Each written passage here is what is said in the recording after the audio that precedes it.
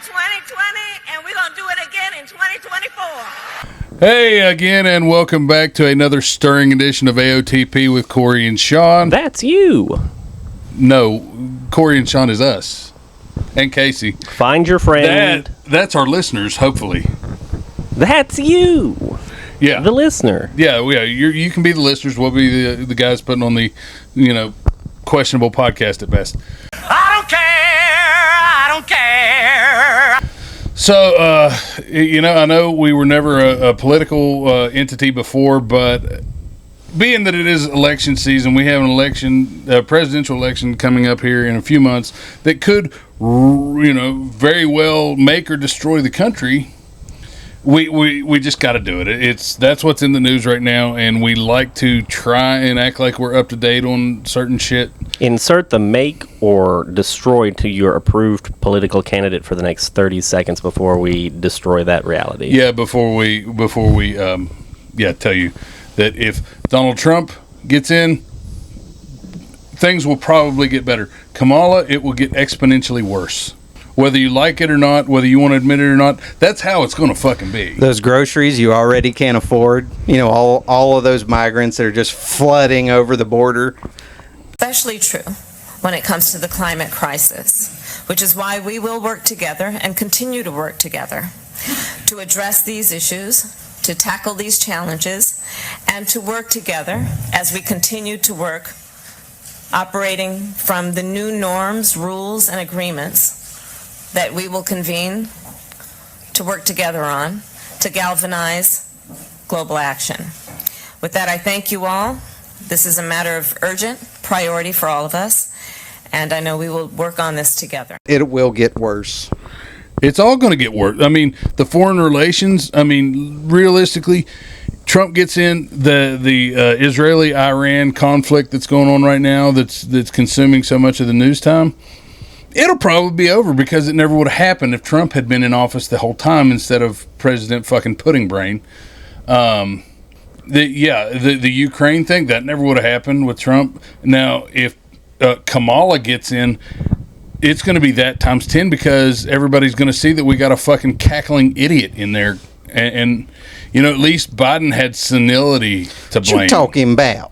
Yeah, I know. She's the one who now claims to be a black woman, even though she's not a black woman, never has been a black woman. She basically claims to be whatever color she thinks will help her get the most votes. They done got her into the White House, and they're going to get her in again. And you all helped us win in 2020, and we're going to do it again in 2024. Okay. Yes. This is true. It was just that awkward.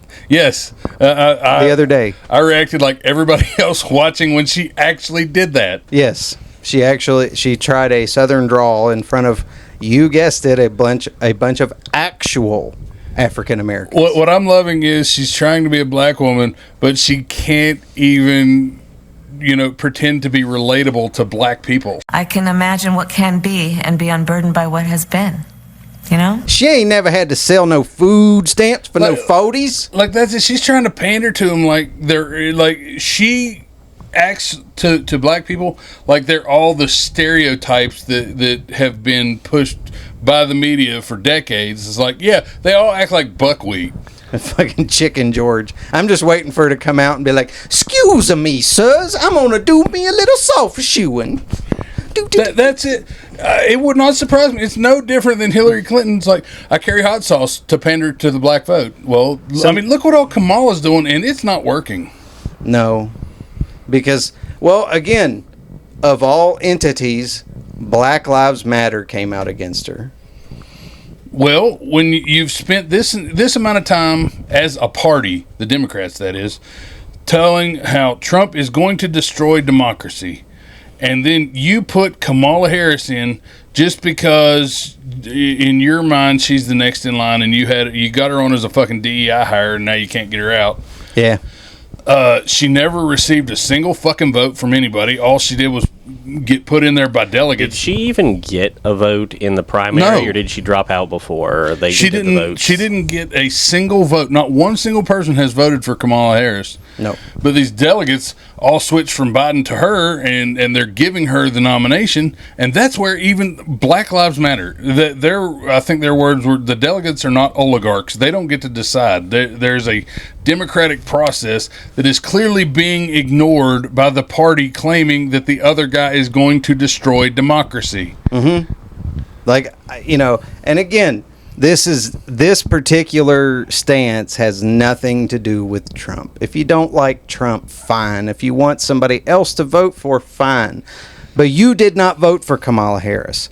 Nobody got to vote and say, this is the person that we want. Nobody got to do that. They just said, here you go. They picked for you. And that's literally how places like North Korea operate. The people in the primary voted for Joe Biden. Mm-hmm. And when Joe Biden drops out, it's like, well, you don't get him. Here's what you get. You're going to fucking deal with it. Have you heard the theories surrounding RFK about this? No. So basically, they're saying that one of the reasons that Joe Biden waited to drop out so far into it, besides the fact that I don't think he was going to drop out I don't think he wanted to. No. But one of the reasons they were like, he wasn't going to call it until after the primary was over, was that they didn't want, or I should say that the Democrats weren't going to push for him to get out until the primaries were over, was because they were afraid if they held a primary that people were going to vote for RFK instead of Kamala Harris or whoever it was that they wanted to run. They probably would have. Indeed. That's really reasonable. That's a completely believable and reasonable conspiracy. And he's got a bunch of stuff that lines up with that's fairly rational thinking, actually. That lines up with like Democrat beliefs and stuff. Well, but he's got a bunch of stuff where it's like he doesn't like the medical industry. Very important, as you have heard from so many incredible leaders, for us at every moment in time, and certainly this one, to see the moment in time in which we exist and are present, and to be able to contextualize it, to understand where we exist in the history and in the moment as it relates not only to the past but the future. What I thought they were going to do with RFK was Kill him.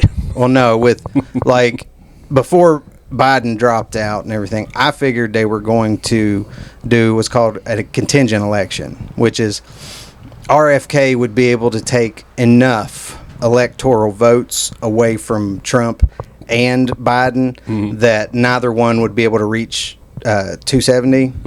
And if that's the case, then the Senate would get to pick the vice president, and the House would get to pick the president. So in theory, you could have had some fucking wackaloon like Ilhan Omar as president, in that particular. Now, of course, it's never happened, but it sounded like because Trump had so much momentum going in, I kind of figured that's what they were trying to do, because I don't think that they thought they could believably win with Biden at that point. So but also what you just said is a legal process. Yeah. That if it's never gotten to that point, but it can legally get to that point where what they did was not even legal. Yeah, there was like there was no legal precedent for it. You can't just pull away a presidential candidate and then just put a new one in its place. It's not how it works. And that's exactly what they did. Yeah, and because there are procedures that America has to go through in order to get a new candidate. But what shows me that the Democrat voting base is basically populated with buffoons is They don't care. Yeah, they're just like, okay, well, Kamala's good now. It's like, I'm voting for Kamala now. And that's what Joe Rogan said on his podcast. He said he said that he was amazed that so many Americans are falling for this bullshit with gaslighting with Kamala. Is the day before Biden dropped out, everybody knew Kamala is shit. Like, her approval rating has never been good. She's always been a cackling moron. But then the day after Biden drops out, all of a sudden, oh my God, Kamala, she's a genius. She's the Messiah that we've been looking. What can be unburdened by what has been. I'm extremely confused. No, she is the most phony human being I have ever fucking seen in my life, and that's all politics, all actors, all anything in my lifetime. I've never seen somebody that fucking phony. And her political career has been nothing but one abject failure after another. She has nothing positive that's ever come of her getting into any of her offices. No. And she's there's what's she running on? Well, there's never been. TikTok tells me she's Brat.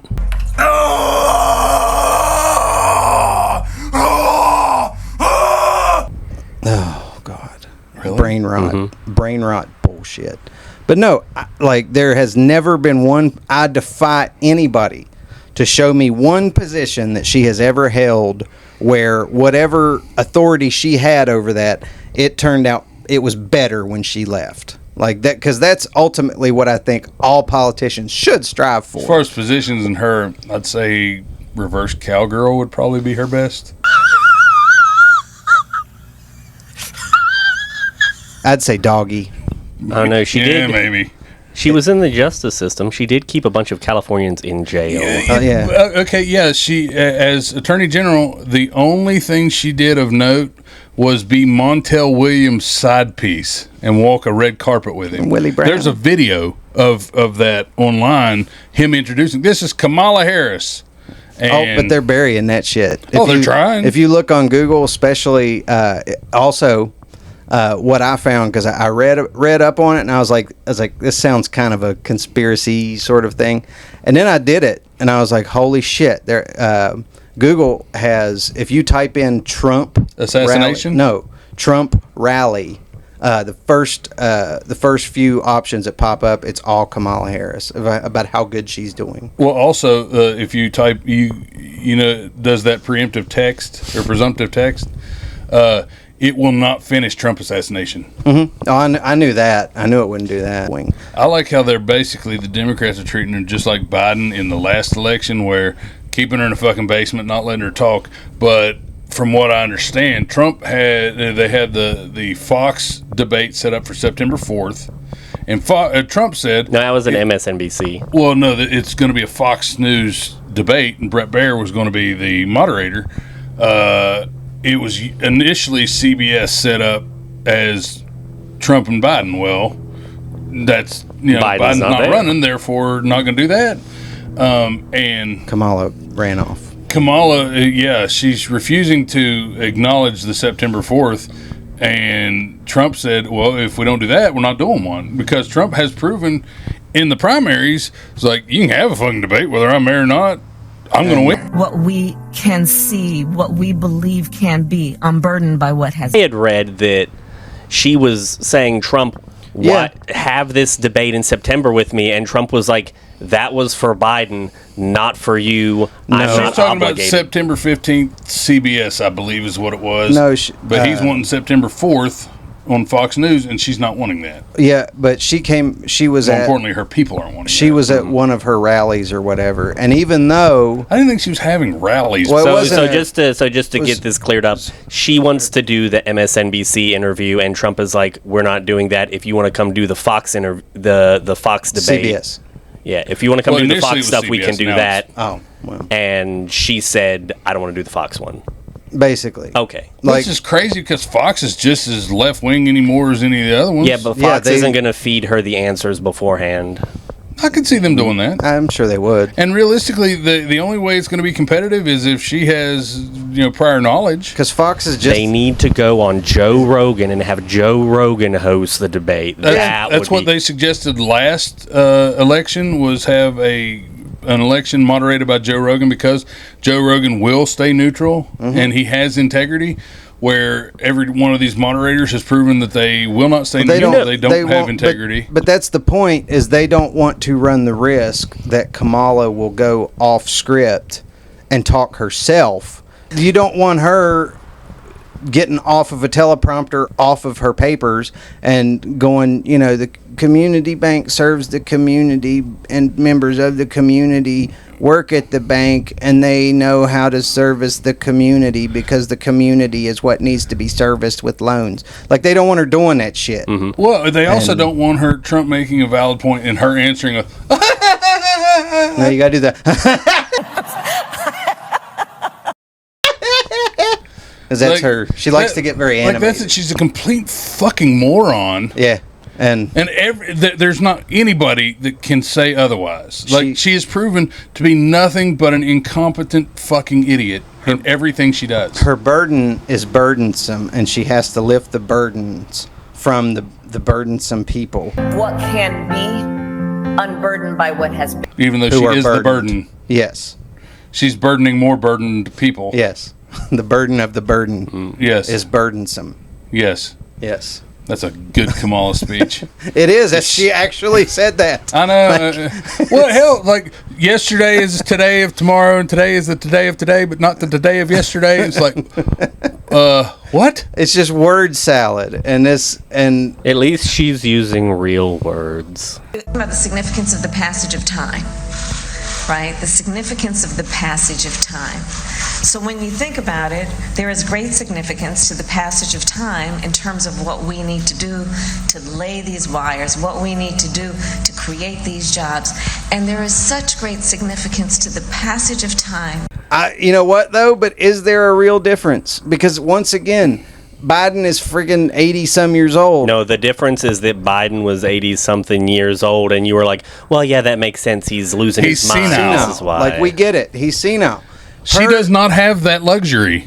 Yeah, I genuinely wonder how she got any sort of, degree or I wonder how she puts her fucking shoes on. Well, see, that's where I thought you were going. They don't have laces.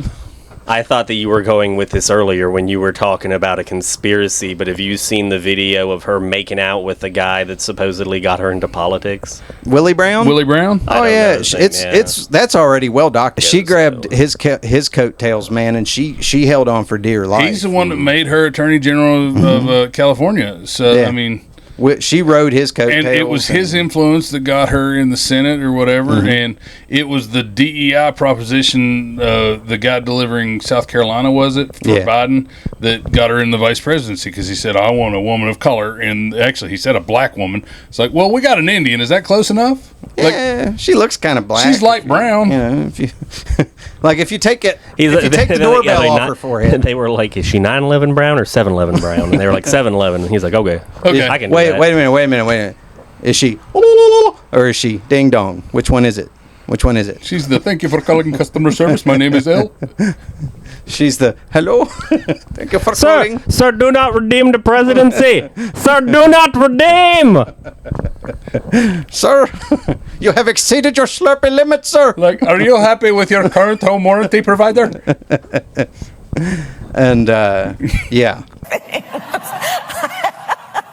Again, that's what we were talking about off air, was how she got up in there and she said, we gonna go to the White House again. And she was trying this Southern drawl, and you just see the entire audience. Now, of course, people clap, but you see them at first, they're like, what the fuck did she just, because she genuinely sounded like Chicken George. Like that's it. She's 2 steps away from walking out there in bibbed overalls with no shoes, holding a giant piece of watermelon. Oh, yes, sir. Something else that was funny Love was me that fried chicken. The media came out and was like, oh, those stupid Republicans, don't they know that this is just code switching? And I read it and I was like, that doesn't make it better. That just means that you're pandering to people. What's code? I actually saw code yesterday. Switching is what they define it as, is basically you go to a region and you're like, I'm switching up from my normal dialect to match the dialect of the region, which is basically like I'm pandering, I'm pretending. I'm pandering, yeah. Like Hillary Clinton when she said, I don't feel no ways tired. I come too far from where I started. I don't feel no ways tired. I come too far from where I started from. Nobody told me that the road would be easy. or Like whatever it that, was. they're basically taking the phrase "when in Rome" Yeah. way too far. Yeah, do as the Romans do, all that shit. But it just, like I said, say what When you want. in Rome, speak like you're from Georgia. Yeah. If you's in Rome, Georgia, But like, and then just how they had, I forget where she was. It was somewhere online. All I saw was a clip of it, and she's sitting there going, "Girl," and like, oh God, like that. I think is probably more believable because I can see her being one of them brainless nitwits sitting in a fucking but- hair salon, just saying that over and over again for no fucking reason at all. But you can tell the woman has spent years. All the pictures of her when she's younger, she has been surrounded by Indian people, full on 100%. Indian people. She didn't grow up in the ghetto. Like, she went to high school in Canada. Like, she has no street cred. And that's the problem, is you can tell she's probably spent years in front of a mirror working on her non-regional dialect. And she had a dialect coach just telling her all this shit. Yeah. Say fried chicken a lot. I saw yesterday that the Democrats are actually pushing a new group, and that is they have started pushing forth the Republicans for Kamala as an alternative to the for the Republicans that don't necessarily like Trump.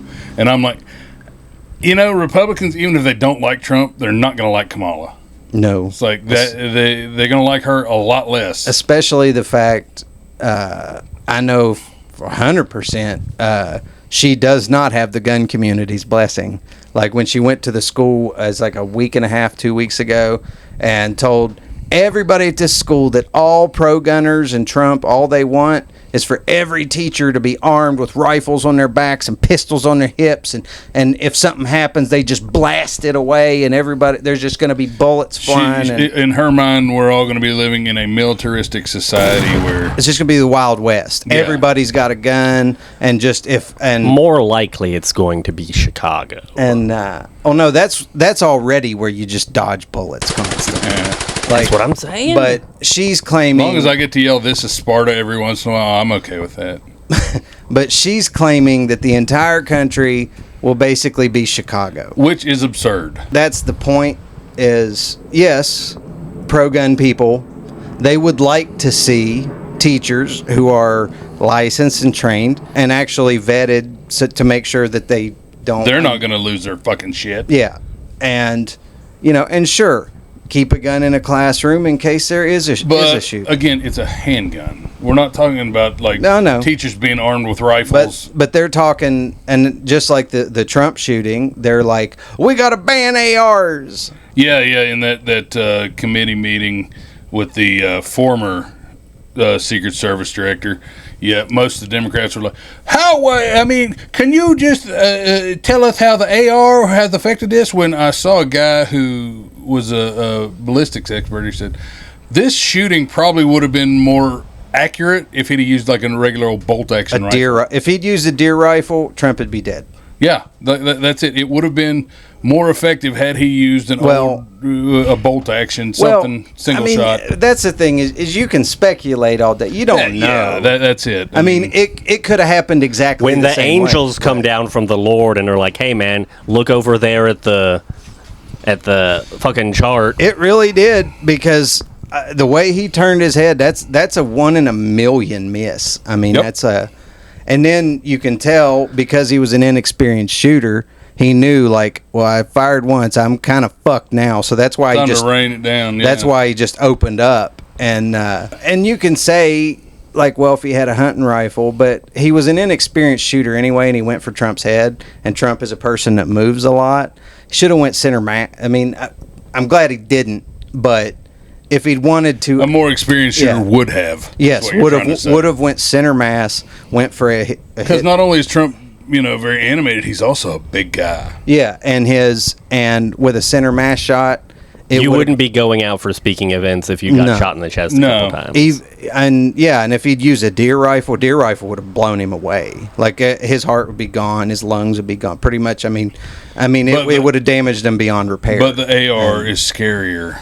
Yeah, the AR is, again, it's much scarier. It's a souped up 22 round. I know it's as heavy as 10 boxes that you might be carrying. That was Sheila Jackson Lee. 15 in my hand. I wish I had it.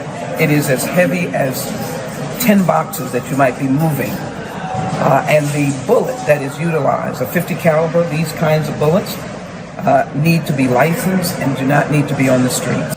Like empty boxes? No, she just said that it was as heavy as 10 boxes you might be carrying if you were moving. She held an AR once. She wished she hadn't. It was about as heavy as 10 boxes you might be carrying if you were moving. That was the weight on her soul of carrying a weapon of mass destruction around on her. That's got to be what it was. What can be unburdened by what has.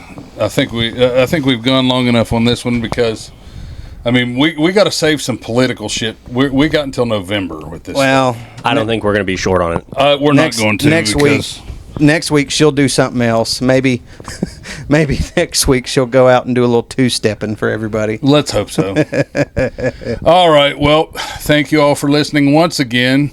Like, share, subscribe, all that stuff. Comment, and we will see you next week. Senator Harris says she's proud of her record as a prosecutor and that she'll be a prosecutor president, but I'm deeply concerned about this record. There are too many examples to cite, but she put over 1,500 people in jail for marijuana violations and then laughed about it when she was asked if she ever smoked marijuana. She blocked evidence. She blocked evidence that would have freed an innocent man from death row until the courts forced her to do so. She kept people in prison beyond their sentences to use them as cheap labor for the state of California. And she fought to keep cash bail system in place that impacts poor people in the worst kind of way. Thank you, Congresswoman.